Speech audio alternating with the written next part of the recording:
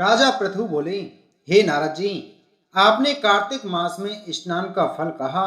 अब अन्य मासों में विधि पूर्वक स्नान करने की विधि, नियम और उद्यापन की विधि भी बतलाइए। देवर्षि नारद ने कहा, हे राजन, आप भगवान विष्णु के अंश से उत्पन्न हुए हैं, अतः यह बात आपको ज्ञात ही है। फिर भी आपको यथाचित विधान बतलाता हूँ। आश्विन माह में शुक्ल पक्ष की एकादशी से कार्तिक के व्रत करने चाहिए। ब्रह्म मुहूर्त में उठकर जल का पात्र लेकर गांव से बाहर पूर्व अथवा उत्तर दिशा में जाना चाहिए। उसके बाद जो मनुष्य मुख शुद्धि नहीं करता, उसे किसी भी मंत्र का फल प्राप्त नहीं होता है। अतः दांत और जीभ को पूर्ण रूप से शुद्ध करना चाहिए और निम्नलिखित मंत्र का उच्चारण करते हुए दांतुन तोड़नी चाहिए। हे वनस्पति, आप मुझे आयु, कीर्ति, तेज, प्रज्ञा, पशु संपत्ति, महाज्ञान, बुद्धि और विद्या प्रदान करो। इस प्रकार उच्चारण करके वृक्ष से 12 अंगुल की दातुन ले। दूध वाले वृक्षों से दातुन नहीं लेनी चाहिए। इसी प्रकार कपास, कांटेदार वृक्ष तथा जले हुए वृक्ष से भी दातुन लेना मना है। जिससे उत्तम गंध आती हो और जिसकी टहनी कोमल हो, ऐसे ही वृक्ष से दंत धावन ग्रहण करना चाहिए। प्रतिपदा, अमावस्या, नवमी, छठी, रविवार को चंद्र तथा सूर्य ग्रहण में दातुन नहीं करनी चाहिए। तत्पश्चात भली भांति स्नान करके फूल, माला, चंदन और पान आदि पूजा की सामग्री लेकर प्रसन्न चित्त व भक्ति पूर्वक शिवालय में जाकर सभी देवी देवताओं की अर्ध आचमनीय आदि वस्तुओं से पृथक पृथक पूजा करके प्रार्थना एवं प्रणाम करना चाहिए। फिर भक्तों के स्वर में स्वर मिलाकर श्री हरि का कीर्तन करना चाहिए। मंदिर में जो गायक भगवान श्री हरि का कीर्तन करने आए हों, उनका माला, चंदन, तांबूल आदि से पूजन करना चाहिए, क्योंकि देवालयों में भगवान विष्णु को अपनी तपस्या, योग और दान द्वारा प्रसन्न करते थे। परंतु कलयुग में भगवत गुणगान को ही भगवान श्री हरि को प्रसन्न करने का एकमात्र साधन माना गया है। नारद जी राजा पृथु से बोले, हे राजन, एक बार मैंने भगवान से पूछा कि हे प्रभु, आप सबसे अधिक कहाँ निवास करते हैं? इसका उत्तर देते हुए भगवान ने कहा, हे नारद, मैं वैकुंठ या योगियों के हृदय में ही निवास नहीं करता। अब तो जहाँ मेरे भक्त मेरा कीर्तन करते हैं, मैं वहाँ अवश्य निवास करता हूँ। जो मनुष्य चंदन, माला आदि से मेरे भक्तों का पूजन करते हैं, उनसे मेरी ऐसी प्रीति होती है जैसी कि मेरे पूजन से भी नहीं हो सकती। नारद जी ने फिर कहा, शिरीष, धतूरा, गिरजा, चमेली, केसर, कंदार और कटहल के फूलों व चावलों से भगवान विष्णु की पूजा नहीं करनी चाहिए। अड़हल, कंद, गिरीश, जूही, मालती और केवड़ा के पुष्पों से भगवान शंकर की पूजा नहीं करनी चाहिए।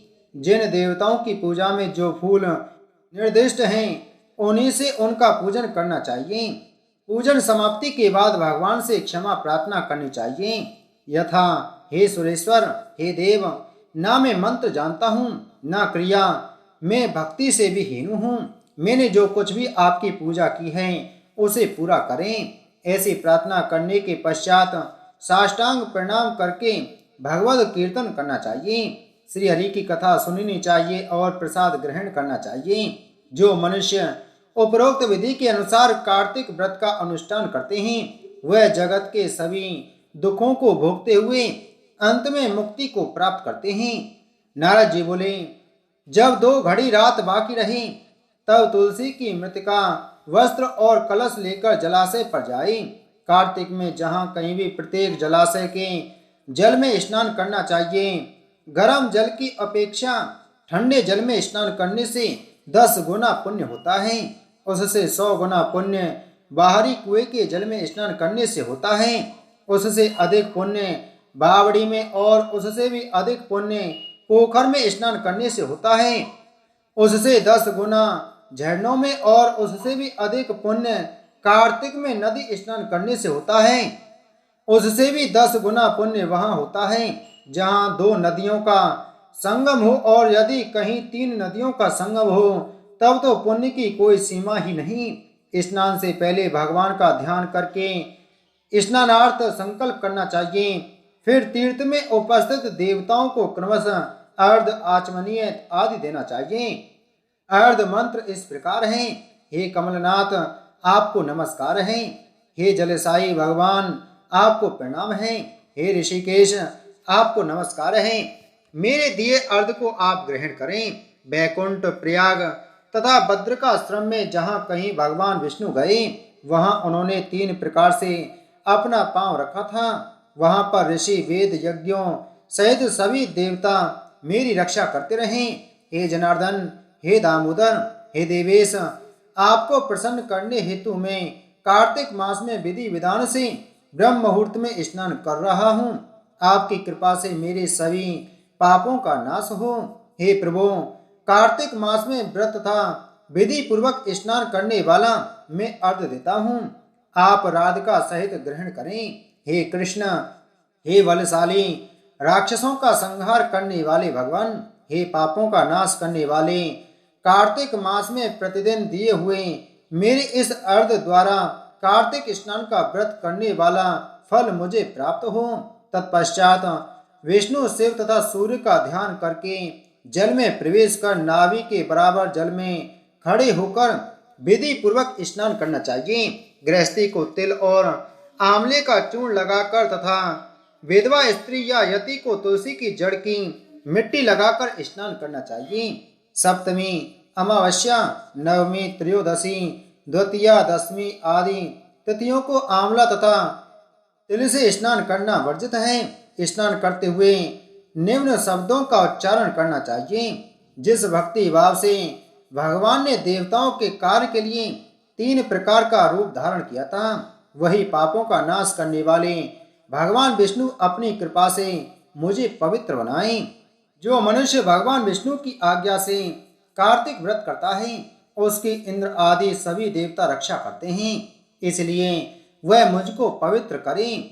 बीजों, रईसों तथा यज्ञों सहित वेदों के मंत्र कश्यप आदि ऋषि, इंद्र आदि देवता मुझे पवित्र करें। अदिति आदि सभी नारियां, यज्ञ, सिद्ध, सर्प और समस्त औषधियां व तीनों लोकों के पहाड़ मुझे पवित्र करें। इस प्रकार कहकर स्नान करने के बाद मनुष्य को हाथ में पवित्री धारण करके देवता, ऋषि, मनुष्यों तथा पितरों का विधि पूर्वक तर्पण करना चाहिए। तर्पण करते समय तर्पण में जितने तिल रहते हैं, उतने वर्ष पर्यंत व्रती के पितृगण स्वर्ग में वास करते हैं। उसके बाद व्रती को जल से निकलकर शुद्ध वस्त्र धारण करने चाहिए। सभी तीर्थों के सारे कार्यों से निवृत्त होकर पुनः भगवान विष्णु का पूजन करना चाहिए। सभी तीर्थों के सारे देवताओं का स्मरण करके भक्ति पूर्वक सावधान होकर चंदन, फूल और फलों के साथ भगवान विष्णु को फिर से अर्घ देना चाहिए। अर्घ के मंत्र का अर्थ इस प्रकार है। मैंने पवित्र कार्तिक मास में स्नान किया है। हे विष्णु, राधा के साथ आप मेरे दिए अर्घ को ग्रहण करें। तत्पश्चात चंदन, फूल और तांबूल आदि से वेद पाठी ब्राह्मणों का श्रद्धा पूर्वक पूजन करें और बारंबार नमस्कार करें। ब्राह्मणों के दाएं पांव में तीर्थों का वास होता है। मुंह में वेद और समस्त अंगों में देवताओं का वास होता है। अपने कल्याण की इच्छा रखने वाले मनुष्य को इनका ना तो अपमान करना चाहिए और ना ही इनका विरोध करना चाहिए। फिर एकाग्रचित होकर भगवान विष्णु की प्रिय तुलसी जी की पूजा करनी चाहिए। इनकी परिक्रमा करके उनको प्रणाम करना चाहिए। हे देवी, हे तुलसी, देवताओं ने ही प्राचीन काल से तुम्हारा निर्माण किया है और ऋषियों ने तुम्हारी पूजा की है। हे विष्णु प्रिया तुलसी, आपको नमस्कार है। आप मेरे समस्त पापों को नष्ट करो। इस प्रकार जो मनुष्य भक्ति पूर्वक कार्तिक व्रत का अनुष्ठान करते हैं, वे संसार के सुखों का भोग करते हुए अंत में मोक्ष को प्राप्त करते हैं। कार्तिक मास महत्तम 6वां अध्याय संपूर्ण। बोलो कार्तिक के ठाकुर की जय हो।